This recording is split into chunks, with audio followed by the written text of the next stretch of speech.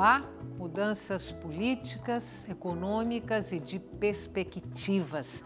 As transformações pelas quais o Brasil vem passando e com alguma turbulência dificultam prognósticos.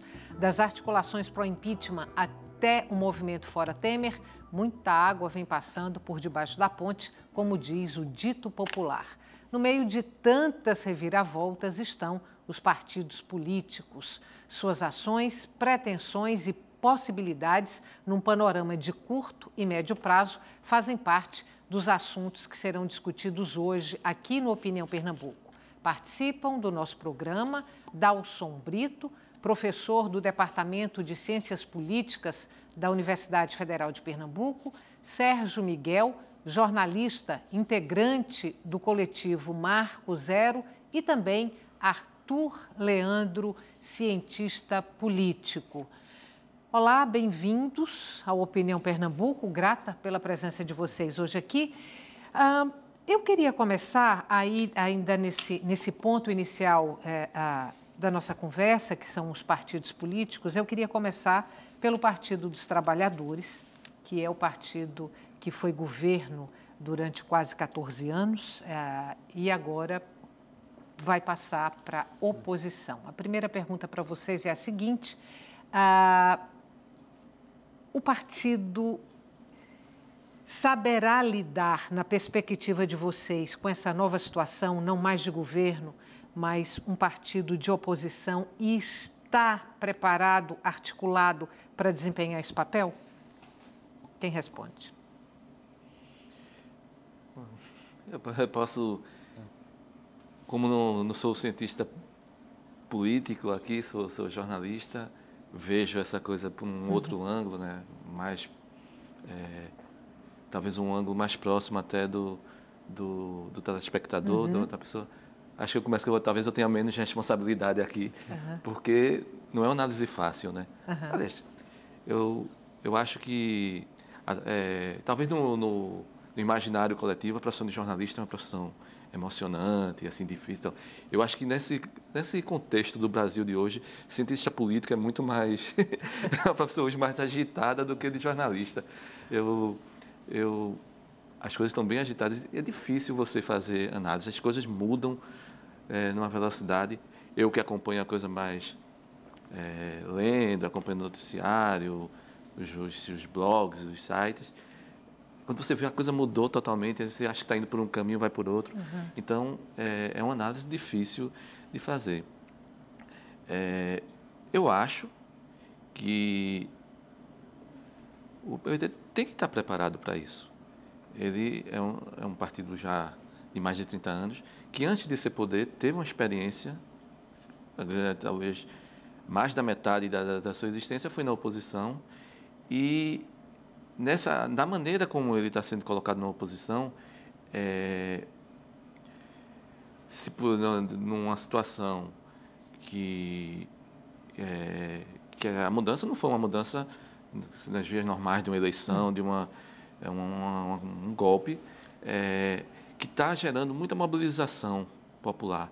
Eu acho que o PT vai ter uma chance, aqui eu não estou entrando no mérito da coisa assim, se deveria ter saído ou não, mas ele foi colocado na oposição e vai ter uma chance com as mobilizações que estão acontecendo, que até do meu ponto de vista... As mobilizações populares e o movimento social, que o PT se distanciou das ruas, se distanciou dos movimentos sociais nesse período que ele estava no poder, que ele estava no governo. Então, eu estou sentindo um clima de uma certa convergência dos movimentos sociais, de boa parte da esquerda. Seria uma volta às origens, um pouco isso? Eu não sei se é possível, às vezes o desejo do Partido dos Trabalhadores possa ser até esse de voltar. Eu não sei se vai conseguir, porque às vezes sempre em política não depende só da sua vontade, né? Existe uma correlação de forças, existe uma série de coisas, existe uma série de erros que foram cometidos, muitos erros. Esse afastamento foi profundo, mas esse fator dessa mobilização, eu tenho sentido uma certa convergência pelo menos você tem uma bandeira que tem unificado.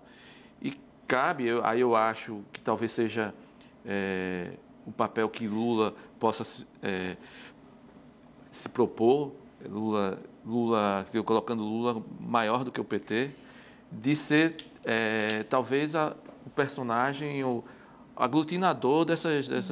Deixa eu pegar, então, aí uma deixa que você me deu e perguntar, e aí pode ser para qualquer um dos cientistas políticos, se o PT hoje é um partido fragmentado. O PT ele tem no seu DNA a marca da fragmentação. O PT... Ele, desde sempre? Desde sempre. O PT Você é um partido plural. Não está falando de uma conjuntura Não. O PT atual. Ele é um partido que, na sua identidade, ele se caracteriza até como item programático da possibilidade de tendência. Né? Isso tem a ver com o próprio momento do surgimento do PT, que ele é um partido plural do ponto de vista da sua Constituição. Você tinha elementos que vinham do movimento sindical, tinha movimentos que vinham, quadros que vinham da igreja, tinha pessoas que vinham dos movimentos populares, das universidades, dos intelectuais, etc. Então, essa heterogeneidade social e o grande número de bandeiras que o PT conseguiu abraçar no início da sua formação fez com que ele se caracterizasse por ser um partido plural, em que as tendências internas disputavam a condição de hegemonia dentro do partido.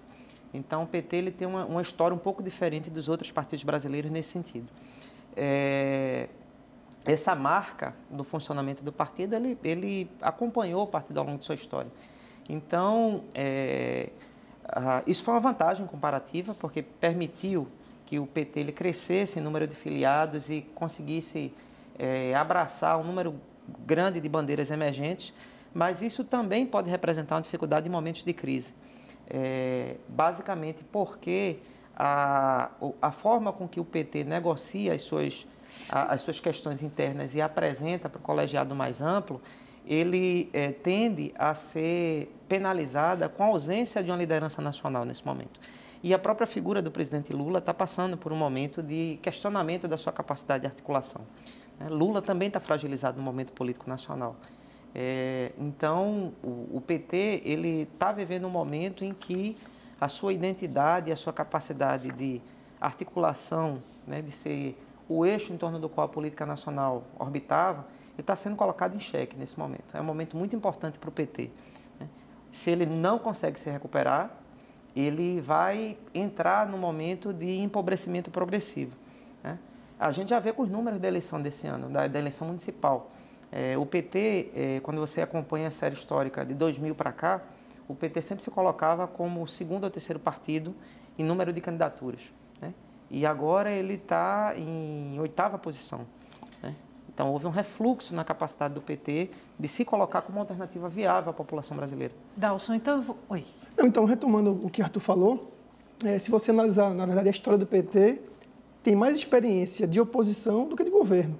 Né? Então, eles passaram mais tempo sendo oposição do que sendo governo. Mas passaram 14 anos comandando o país. É muito tempo. Mas pense em termos históricos.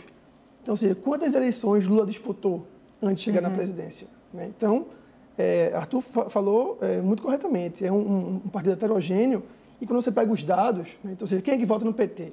Então, é aquele cidadão altamente escolarizado, com alta renda, mas, do outro lado, né, tem aquele trabalhador, né, beneficiário, né, de Bolsa Família ou algum programa assistencial do governo. Então, assim, são dois opostos, né, que se aglutinam em torno do mesmo partido. Então, nesse sentido, é muito plural. Tem um professor chamado Sérgio Abranches, que ele cunhou o termo presidencialismo de coalizão no Brasil. Então, você tem um sistema, né, multipartidário, com vários partidos, né, que competem, e presidencialismo. Né? O que isso gera é uma dificuldade de você governar, porque você tem muitas pessoas, muitos partidos diferentes, juntos, né, para você tomar decisões. Então, imagine você, né, numa coalizão, você ter desde evangélicos radicais até comunidade LGBT. E esse pessoal tem que se juntar para votar matérias. Então, é difícil. O governo Lula e, posteriormente, o governo Dilma, né, você viu uma crescente no grau de heterogeneidade ideológica da coalizão e no grau de distanciamento, né, do nível de preferências dos partidos, da coalizão e da presidente. E do presidente também. Então, é como você fosse fazer uma festa, né, e você tivesse que decidir qual vai ser a música, e você tem gente que gosta de sertanejo, heavy metal e evangélico. Qual vai ser a música que vai tocar? É difícil. Então, esse poder de articulação é essencial, né, para você conseguir garantir a governabilidade do país. Você está falando aí de governo. Eu tinha proposto para vocês a gente imaginar o PT como um partido de oposição. Aí, a pergunta que eu faço agora, em cima um pouco do que você falou, Sérgio, você disse que vê a movimentação das ruas como uma possibilidade de unificação, talvez, dos partidos de esquerda. A minha pergunta é se o PT, depois de todo esse desgaste político que ele passou e que vem passando, se é o partido com cacife para liderar esse movimento de unificação dos partidos de esquerda. Essa coisa que eu falei das ruas e essa possibilidade para o PT, eu vejo isso num curto prazo. Assim, eu estou achando até que tenho dificuldade de fazer análise a curto prazo, a longo prazo mais difícil ainda. Uhum. Com horizonte, essa coisa do movimento das ruas, com horizonte no máximo até 2018, porque a partir daí eu acho que muita coisa ainda tem muita coisa para acontecer. Eu acho que o processo não se encerrou na votação do impeachment. Eu acho que isso ali o processo ainda está em andamento. Ali foi uma etapa. Como eu acho que o golpe não foi a votação. A votação é uma etapa desse processo. É uma coisa mais ampla. Eu acho que eu vejo duas situações, para mim ainda não está bem claro, do que pode acontecer. Uma seria a radicalização disso que está acontecendo na rua. Eu acho que isso, eu não sei como o PT se colocaria nisso. Eu acho que isso o PT não conseguiria estar à frente de um movimento mais radical das ruas. Mas existe uma situação em que possa precisar de interlocutores. Eu acho que vai chegar um momento que vai ter que interlocutores começar a criar pontes até bem do país mesmo. Eu acho que tem grande parte das pessoas que estão envolvidas aí, talvez que estejam aparecendo menos nesse processo, mas tem gente que está tentando construir pontes também. E eu acho que nesse processo de tentar ser um mínimo de consenso dentro desse movimento que tem dos movimentos sociais, das ruas, de uma juventude politizada que está voltando a surgir, talvez essa voz do consenso possa ser Lula. Talvez Lula possa surgir, isso eu estou falando aqui hipoteticamente, como um ponto de interlocução. Talvez ele possa ser um interlocutor como o governo Temer, por exemplo. Sabe, Lula... E essa é uma habilidade que Lula tem. Você acha isso possível? Vislumbra isso? Ele como interlocutor dos movimentos sociais, por exemplo, das ruas, dos partidos pequenos de esquerda e o governo Temer? Mas eu não falo isso não formalmente, sabe? Mas aqui dentro do jogo ali, ele talvez possa... Mas veja, isso eu estou falando aqui palpite de duas situações. Eu acho que da radicalização não interessa para Lula e eu tenho falado mais Lula do que o PT, porque o PT nesse momento está tão fragmentado, fragilizado, que eu acho que Lula ele consegue ter uma amplitude maior nessa coisa de negociação. Eu acho que se a saída for negociada, talvez Lula consiga um protagonismo maior. Se a saída for mais para a radicalização, eu acho que aí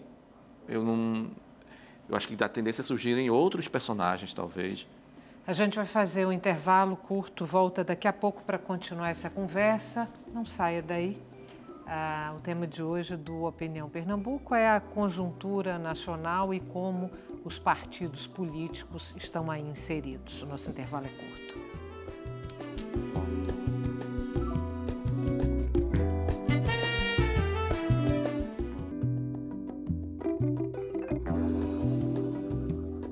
Estamos de volta. As mudanças no panorama político brasileiro, numa perspectiva de curto e médio prazo, é o assunto que está sendo discutido aqui no Opinião Pernambuco. Participam Dalson Brito, professor do Departamento de Ciências Políticas da UFPE, Sérgio Miguel, jornalista integrante do coletivo Marco Zero, e também Arthur Leandro, cientista político. No bloco anterior, nós falamos muito da situação do PT, né? Assim, essa mudança de posição do PT, antes como governo, agora como partido que vai estar na oposição, que está na oposição, sua capacidade de articulação, de interlocução, enfim. Eu queria perguntar agora para vocês, ainda dentro desse quadro turbulento, nebuloso, incerto, os pequenos partidos de esquerda, o que poderá acontecer com esses partidos, ou pode não acontecer nada, o quadro permanece exatamente como está hoje? O Brasil é conhecido como um dos países, né, que apresenta uma alta fragmentação eleitoral. O que é isso? É que você tem vários partidos, ou muitos partidos, competindo. A competição, de acordo com a nossa legislação, ela acontece não só entre partidos, mas também dentro da mesma agenda. Então, os candidatos eles têm que competir entre si, né, o que gera um cenário, né, de alta volatilidade. Isso é um primeiro ponto para você tentar entender o sistema político brasileiro. O segundo ponto é que, com a mudança, né, das regras do financiamento de campanha, você tem uma reestruturação das estratégias, né? Então, você não tem mais agora dinheiro de pessoa jurídica, né, para financiar as eleições. Quem sofre com isso? Todo mundo, mas principalmente os partidos pequenos, né, porque eles já não tinham recursos, né, para organizar a campanha e agora muito menos. Então, muita gente acha, né, que os partidos pequenos prejudicam o sistema político, mas o que as análises estatísticas mostram, na verdade, que eles ajudam muito mais, né, quando se coligam com outros partidos, do que propriamente se beneficiam dessas alianças que são formadas. Arthur falou da aprovação de uma legislação recente que vai incluir cláusula de barreira. Uhum. Então, ou seja, você vai dificultar o acesso ao parlamento de partidos que não atinjam esse quociente mínimo de representatividade, né? Existem pessoas que defendem a inclusão dessas medidas, há os especialistas que preferem um sistema mais aberto, mais amplo. Mas isso é ponto controverso na literatura em ciência política e talvez valesse a pena a gente conversar um pouco mais sobre as vantagens e desvantagens de cada abordagem. Arthur, vamos pegar aqui a partir considerando um desgaste do PT, que é o maior partido, digamos, à esquerda no Brasil, considerando o desgaste desse partido, pode haver aí uma migração de votos para esses outros pequenos partidos de esquerda, o PSOL, por exemplo? O PSOL ele representa dessa constelação de partidos que representa a esquerda nacional. O PSOL é aquele partido que está mais próximo dentro da definição clássica de partido, que é uma organização que tem a pretensão de ocupar espaço no Estado, né? Uhum.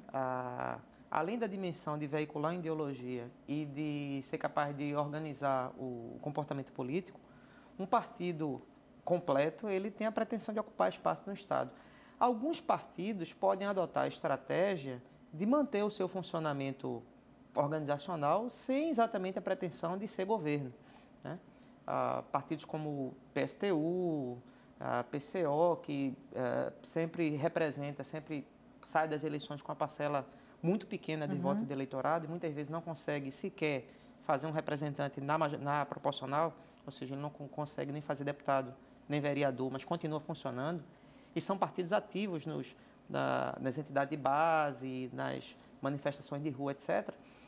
Esses partidos, aparentemente pelos resultados que eles têm demonstrado, eles sinalizam que não tem a preocupação exatamente de ser governo, né? O PSOL ele já tem uma experiência na administração pública, ele tem uma base no Congresso, ele consegue ocupar vagas nos legislativos dos estados e dos municípios. Partido em crescimento, É um partido em crescimento.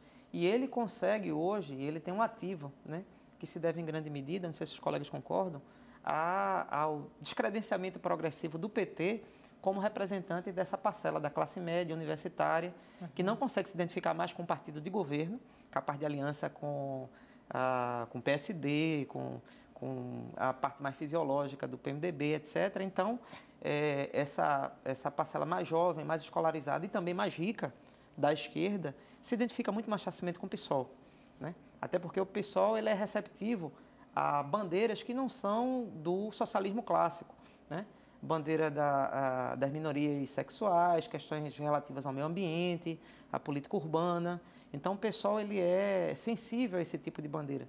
Então, nesse momento, o PSOL ocupa esse espaço e tem uma tendência a crescer como partido em grau de preferência. Eu não sei se essa estratégia, que é uma estratégia bastante inteligente do ponto de vista de sobrevivência do partido, né?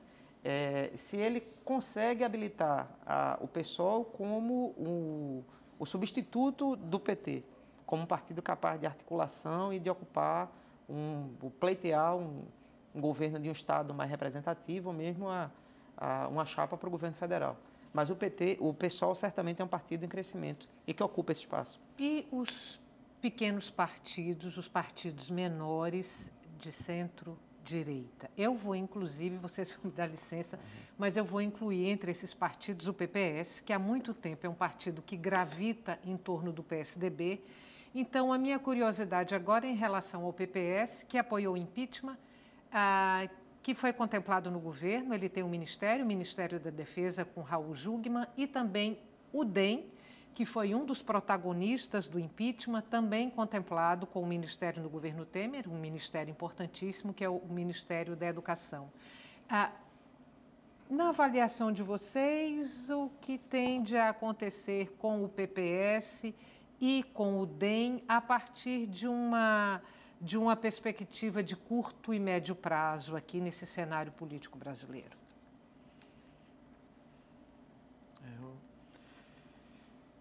Eu acho que a tendência eu não sei, vai depender muito do que for acontecendo com esse governo. Eu acho que se o governo Temer naufragar, esses, como você falou, esses pequenos partidos de direita ou centro-direita, ou alguns que não têm nem direito, né, são de quem está no poder, talvez eles vão embarquem juntos. Se essa experiência do governo Temer, que é uma coisa que a gente não pode descartar, eu particularmente acho muito difícil dar certo, mas de determinado ponto de vista, assim, o dar certo que eu digo, tem um apoio, tem uma aceitação pela opinião pública,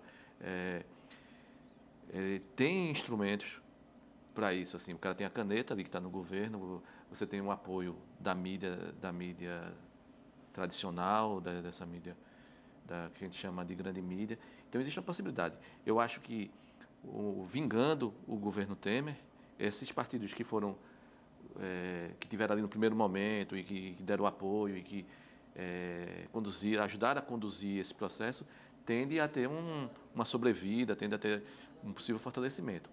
Naufragando o governo Temer, eu acho que vai junto também, né? Eu acho que nesse período do governo Lula, talvez o DEM tenha sido que mais desidratou, né? O partido que perdeu em relação ao que já foi. Porque o PPS nunca foi muito grande. Ele perdeu, talvez, em credibilidade, em espaço e relevância no debate público, mas, estruturalmente, eu acho que sempre manteve naquela coisa. E sempre num viés, acho que, decrescente. Para esses dois partidos, especificamente, eu acho que o governo Temer até foi uma aposta.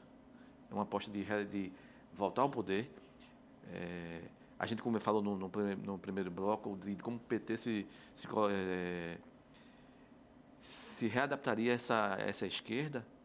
O caso do DEM, ele não conseguiu se adaptar. O DEM nunca tinha sido oposição, né? Desculpa. Se o PT se readaptar à oposição, o DEM nunca foi oposição, então ele não se deu bem na oposição. Me parece, assim, visto a distância, que partidos como o DEM, eles se sentem muito mais à vontade no poder. Eles foram criados, talvez, para estar no poder. Para estar no poder. E talvez essa aposta no governo Temer possa ser um recomeço, uma tábua de salvação, não sei. Você falou aí, Sérgio, se o governo Temer naufragar, a tendência é que esses partidos naufraguem juntos. E aí, Dalson, como ficaria o PMDB se houver essa inviabilidade do governo Temer? Então, eu prefiro falar em termos de governo e oposição do que propriamente falar de direita, esquerda e centro, né? Ou seja, ou falar de ideologia. Eu acho que é mais vantajoso, né, para o debate a gente falar de quem está no governo e quem está na oposição. Se você está no governo, como você falou, você exerce um efeito, né, gravitacional. Então, você atrai pessoas para trabalhar com você. Se você é oposição, você tem que pensar, né, se você vai, né, ser deixado levar por essa força ou não. Arthur falou da questão do PSOL, né? Pense que para você ganhar um cargo proporcional, você pode ser radical. Então, você pode ter, né, bandeiras específicas e conseguir cargos. Para uma disputa majoritária, necessariamente, você tem que vir para um ponto mais ao centro. Então, você não pode ser Bolsonaro, você não pode ser PCO. Porque enquanto você ficar nesses extremos, você vai ter voto, garantido. Mas um voto de uma parcela pequena da população que não consegue, né, transformar aquela plataforma política em governo. Então, você vai ser sempre oposição. Às vezes, uma oposição mais raivosa, às vezes, uma oposição mais construtiva. Mas você vai ficar sempre, né, preso, né, naquele posicionamento. Na minha visão, né, o partido que deve sofrer mais, né, com os atuais acontecimentos é o próprio PT. Então, os cenários, né, de projeção é que o PT diminua muito. As eleições municipais podem ser um termômetro para isso? Com certeza. Então, o que é que é feito? Você observa o que é que acontece com as prefeituras e com os vereadores. E aí você vê o que aconteceu com aquele partido. Ele cresceu, ele permaneceu ou ele reduziu. O PT perdeu, né, a posição de governo. E isso, né, associado a isso, uma série de prerrogativas, de, por exemplo, você transferir recursos para os municípios. Então, se você tem um país que a maior parte dos municípios depende de transferências, né, o governo federal pode usar essa prerrogativa, né, de frear, né, as que não são obrigatórias.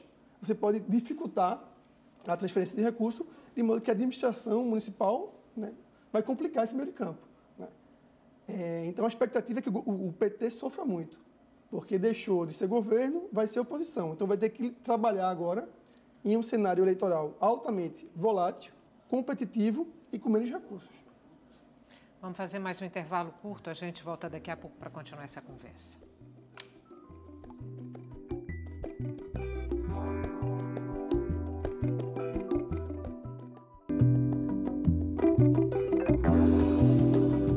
Estamos de volta para o terceiro e último bloco do Opinião Pernambuco. As mudanças no cenário político brasileiro estão sendo discutidas no nosso programa por Dalson Brito, professor do Departamento de Ciências Políticas da UFPE, Sérgio Miguel, jornalista do coletivo Marco Zero, e também Arthur Leandro, cientista político. Arthur, vamos falar da aliança DEM-PSDB, tendo como perspectiva 2018, as eleições presidenciais de 2018. Essa aliança vai se manter? PMDB sai com candidatura própria e PSDB também. Eles vão começar a brigar. O PSDB tem potencialmente 3 candidatos, Alckmin, Serra e Aécio. Alguém deixa o PSDB para sair candidato pelo PMDB? Como é que você vê a conjuntura a partir dessa aliança DEM-PSDB? O PSDB tem uma dificuldade histórica que se dá pela multiplicidade de lideranças, né? Você acompanha as últimas eleições presidenciais, o PSDB normalmente ele sofre com o timing de anunciar o seu candidato. mas não é estratégia, é exatamente a dificuldade de resolver, de equacionar a disputa interna que existe, né? Então, o PSDB é um partido que sofre dessa dificuldade de encontrar uma figura que substituísse a personalidade e a circunstância que favoreceu Fernando Henrique Cardoso, né? Então, o PSDB é um partido que tem dificuldade de se apresentar como o sucessor, né, do governo temporário que foi efetivado, né? O PSDB padece dessa dificuldade. Inclusive, eu vejo a militância do PSDB no sentido de reforçar as medidas de ajuste fiscal no governo atual, que certamente são medidas impopulares, como parte de uma estratégia, de um projeto de transferir toda a impopularidade das medidas para o PMDB, né? Então, o PSDB ele transfere isso para Temer e os candidatos, o seu virtual candidato em 2018, ele sai sem esse passivo de ter sido... Ele estaria aprovando aquilo que ele precisa plataforma fazer de governo que ele sempre defendeu, nunca conseguiu legitimar nas urnas e colocaria aí o PMDB para... Perfeitamente. Saindo, e como se faz normalmente, sai do governo 6 meses antes das eleições, lança a candidatura e ia transferir todo o passivo para o governo Temer. Então, isso é parte de uma estratégia. O DEM é um partido que desidrata há muito tempo, né? Inclusive, uma estratégia que pode ser pensada, já foi avançada em algumas situações, mas que talvez ganhe fôlego nos próximos anos, é a possibilidade de fusão do DEM com outros partidos, né? Desculpa, eu falei DEM? Sim. Perdão. PMDB, PSDB, era a minha intenção. Pois não. Eu não sei se o PMDB ele terá condições de lançar um nome viável à disputa da presidência. O PMDB, historicamente, esteve no poder, sempre compôs o governo sem ocupar a cadeira principal, né? A cadeira do Palácio do Planalto. O PMDB é aquele partido sem o qual não é possível governar, mas que ele não lança figuras, né, capazes de articular nem as preferências dos apoios políticos, nem a preferência do eleitorado, né? Nas 3 situações em que o PMDB ocupa a presidência da República, ele não ganhou a eleição, né? Você, então, não acredita numa candidatura própria do PMDB? A gente não tem nenhum nome ou nenhum cenário que possa ser desenhado a partir de agora que torne isso um horizonte possível para daqui a 2 anos. Tá, então eu vou trazer para vocês uma situação hipotética e para ver se é possível a gente conversar em cima dela. Vamos pegar aí que o PSDB tem 3 candidatos potenciais à presidência da República, esses que eu já citei, Alckmin, Serra e Aécio. Serra está no governo Temer, ele é ministro do governo Temer. Vamos considerar a possibilidade do PSDB escolher, por exemplo, Alckmin e Serra, ou Aécio, e Serra deixar o PSDB e sair candidato a presidente da República pelo PMDB.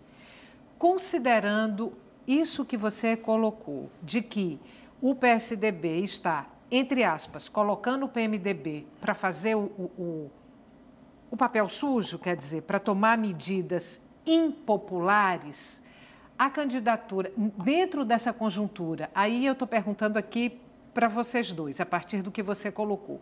Dentro dessa conjuntura, a candidatura uma possível candidatura de Serra pelo PMDB é uma candidatura natimorta? Eu acho que o PMDB, isso estou falando nesse momento, tem muita coisa para acontecer, mas eu acho que a maior chance do PMDB ter um candidato seria o próprio Temer, que está na presidência. Ele conseguir viabilizar o governo dele. Porque é muito difícil você conseguir aglutinar o PMDB. Ele é muito disperso. São franquias regionais, assim, com cada estado, cada coisa ali com seus interesses, suas lideranças. É muito difícil aglutinar isso. E a única coisa que aglutina a maior parte, que tem sido assim, é o poder. É quem está no poder, que você consegue atrair uma parte mais significativa. Então, eu acho que Temer teria que... Eu acho que isso é o que a intenção dele, é tentar se viabilizar para poder ser esse nome do PMDB. Serra, eu não sei. Serra é porque tem umas coisas ainda que precisam ter desdobramento para a gente entender. Tanto Serra como Aécio, o PSDB, aí voltando para o PSDB, a sua maior bandeira ao longo do tempo se tornou o antipetismo. Então, o PSDB, e principalmente Fernando Henrique e Serra e Aécio, agora mais recentemente por ser o candidato, eles empunharam essa bandeira do antipetismo, que foi uma coisa que foi crescendo na sociedade, e eles foram crescendo junto com isso. Mas quando acaba o PT, quando o PT fica fraco, o que é que vai ser agora? Sabe? Me parece que tem que achar uma outra coisa do antipetismo. Aécio acabou, e esses desdobramentos que eu falei, precisa, tanto para os interesses eleitorais do PSDB, do PMDB, precisa se anular Lula. Lula ainda é uma liderança popular e que pode, numa eleição em 2018, ser forte. Pelas pesquisas é o favorito. A estratégia para se anular Lula é através dessas denúncias sistemáticas que vão tendo, essas coisas. É muito difícil, pelo teor dessas delações que aconteceram, para incriminar Lula e não incriminar Aécio. Porque toda delação que aparece, Aécio está no meio. Serra, a delação da OAS e da Odebrecht atinge Serra diretamente. É porque essas coisas, eu trabalhei na imprensa há 15 anos, eu sei como é que funciona, não pode sair na imprensa. Isso é vetado sair. Mas ele está muito incriminado nessas delações. Então, a gente não sabe, vai ser abafado isso? A Operação Lava Jato vai ser abafada? Ou ela vai continuar tendo desdobramentos? Isso implica diretamente nas pretensões. Nas pretensões de muita gente. Eu vou falando de Serra aqui, né, especificamente, porque tocado nessa questão do PMDB. Então, é um jogo ainda muito difícil. A situação do PSDB não é cômoda. Eu vou, Dalson, passar para você uma pergunta que nasce a partir ali do que Sérgio colocou, que a coisa mais viável para o PMDB seria o próprio Temer sair como candidato pelo partido. Eu vou trazer aqui para você e para vocês, de um modo geral, palavras que não são minhas, são de Marcos Coimbra, do Instituto Vox Populi e colunista da Carta Capital. Ele faz uma análise de conjuntura e aí fala sobre Temer. E ele diz: é o menor presidente de nossa história, o que menos respaldo tem na opinião pública, o mais refém dos esquemas que o levaram ao cargo, o que mais tem medo de ser vaiado quando sai do palácio. Pedir para você se você vê o presidente da mesma forma que Marcos Coimbra o vê, e se, ainda que não exatamente assim, mas se a situação de Temer se aproxima do que está aqui colocado, se uma candidatura dele a presidente da República em 2018 seria viável. Concordo integralmente com a passagem. Inclusive, gostaria que você tivesse perguntado antes, né? Porque, na minha análise, Serra, liquidado. Tem um resultado de pesquisa de grupo focal feito com crianças e pergunto, qual é a imagem que você associa a Serra? E a resposta que sai é Satanás. Chocante Temer, liquidado. Aécio e Alckmin, na minha opinião, são as opções que parecem mais viáveis. Mas, como o Sérgio falou, eu acho que é muito mais fácil você vincular Aécio ou o próprio Temer em um eventual escândalo e aí colocar a campanha por água abaixo do que propriamente o Alckmin. Ao pegar os dados da distribuição espacial dos votos no Brasil, o que é que você vê? Uma clivagem muito forte. Então, você tem Norte e Nordeste, que votou em um partido, que foi o PT. Você tem Sul, Sudeste e Centro-Oeste, que votou em Aécio. Então, é muito clara essa divisão. E por mais que a campanha de Aécio tenha tentado, ela não conseguiu penetrar no Nordeste, nem no Norte, que representa uma parte expressiva da votação. Então, se o candidato, né, se o futuro presidenciável não consegue ter essa inserção nessas regiões, né, ele não consegue levar à presidência.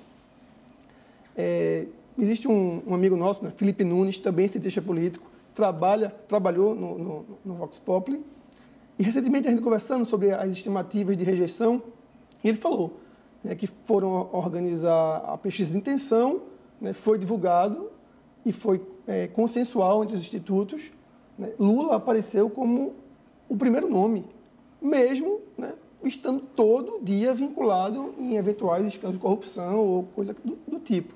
O que é impressionante, porque é como se você tivesse uma pessoa que você bate e ele não cai, mas não cai tanto quanto você esperava. Então, como o Sérgio falou, se você consegue enterrar, né, o PT enquanto opção e Lula especificamente, fica mais fácil de você projetar um candidato. Se não, você vai ter, de novo, uma polarização, né, PT versus alguém que vai surgir. Na minha opinião, o candidato mais viável é o Alckmin. Pelo PSDB. Os opositores de Lula aí não estão numa encruzilhada, não? A partir disso que vocês colocam, quer dizer, para que esses opositores, teoricamente, sejam bem-sucedidos em 2018, Lula precisa ser eliminado. Tem um movimento de rua grande já e com tendência a se fortalecer pelo Fora Temer. Uma eventual prisão de Lula, eliminação de Lula como candidato em 2018, não desestabilizaria pelas ruas esse governo que está aí? Você tem 1 minuto para responder, porque o programa vai acabar. Eu acredito que não, porque o movimento pelo Fora Temer, ele está em grande medida dependendo da capacidade dessa figura que é impopular, que tem medo de levar vai, etc., etc., a sua capacidade de, pelo menos, manter o padrão de vida e as conquistas que foram de uma parcela grande da população nesses últimos anos. Então, basicamente, a sua capacidade de manter a qualidade de vida e o poder de compra da população, isso depende muito da aprovação que ele vai chegar no final do governo. Então, a economia vai mal. Sim, mas a tendência é a seguinte, a gente provavelmente está numa situação muito próxima, ou senão já passou do fundo do poço.